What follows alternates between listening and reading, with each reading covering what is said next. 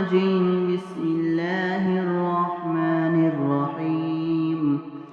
سبح لله ما في السماوات وما في الأرض وهو العزيز الحكيم.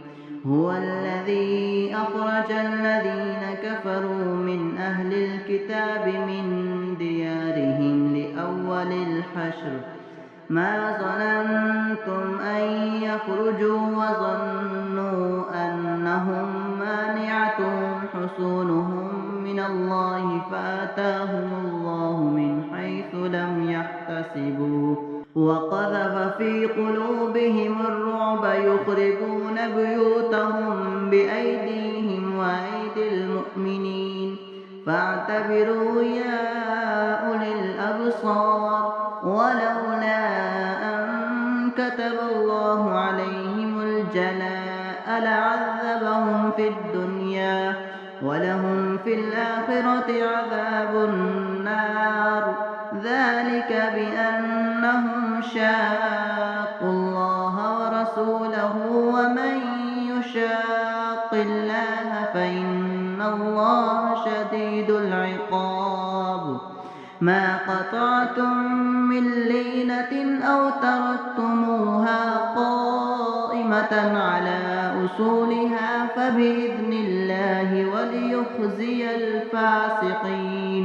وما أفاء الله على رسوله منهم فما أوجفتم عليه من خيل ولا ركاب ولكن الله يسلط رسله على من يشاء والله على كل شيء قدير. ما أفاء الله على رسوله من أهل القرى فلله وللرسول ولذي القربى واليتامى والمساكين وابن السبيل كي لا يكون دولة بين الأغنياء منكم. وما آتاكم الرسول فخذوه وما نهاكم عنه فانتهوا واتقوا الله إن الله شديد العقاب. للفقراء المهاجرين الذين أخرجوا من ديارهم وأموالهم يبتغون فضلا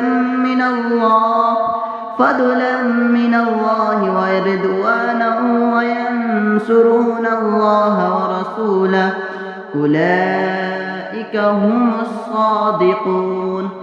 والذين تبوأوا الدار والإيمان من قبلهم يحبون من هاجر إليهم ولا يجدون في صدورهم حاجة مما أوتوا ويؤثرون على أنفسهم ولو كان بهم خصاصة ومن يوق شح نفسه فأولئك هم المفلحون. والذين جاءوا من بعدهم يقولون ربنا اغفر لنا ولإخواننا الذين سبقونا بالإيمان ولا تجعل في قلوبنا غلا للذين آمنوا ربنا إنك رؤوف رحيم. ألم تر إلى الذين نافقوا يقولون لإخوانهم الذين كفروا من أهل الكتاب لئن أخرجتم لنخرجن معكم ولا نطيع فيكم أحدا أبدا وإن قتلتم لننصرنكم والله يشهد إنهم لكاذبون. لئن أخرجوا لا يخرجون معهم ولئن قتلوا لا ينصرونهم ولئن نصروهم ليولن الأدبار ثم لا ينصرون لأنتم أشد رهبة في صدورهم من الله ذلك بأنهم قوم لا يفقهون لا يقاتلونكم جميعا إلا في قرى محصنة أو من وراء جدر بأسهم بينهم شديد تحسبهم جميعا وقلوبهم شتى ذلك بأنهم قوم لا يعقلون كمثل الذين من قبلهم قريبا ذاقوا وبال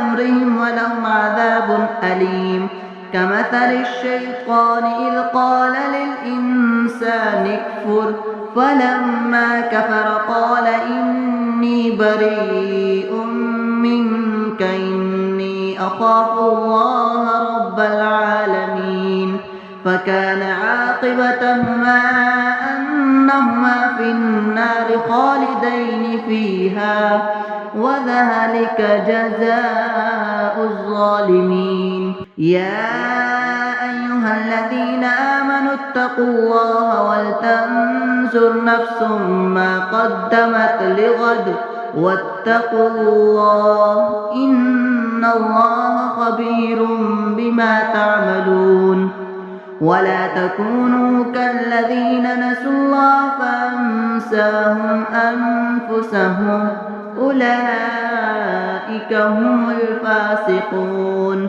لا يستوي أصحاب النار أصحاب الجنة هم الفائزون لو أنزلنا هذا القرآن على جبل لرأيته خاشعا متصدعا من خشية الله وتلك الأمثال نضربها للناس لعلهم يتفكرون هو الله الذي لا إله إلا هو عالم الغيب والشهادة هو الرحمن الرحيم هو الله الذي لا إله إلا هو الملك القدوس السلام المؤمن المهيمن العزيز الجبار المتكبر سبحان الله عما يشركون هو الله الخالق البارئ المصور له الأسماء الحسنى يسبح له ما في السماوات والأرض وهو العزيز الحكيم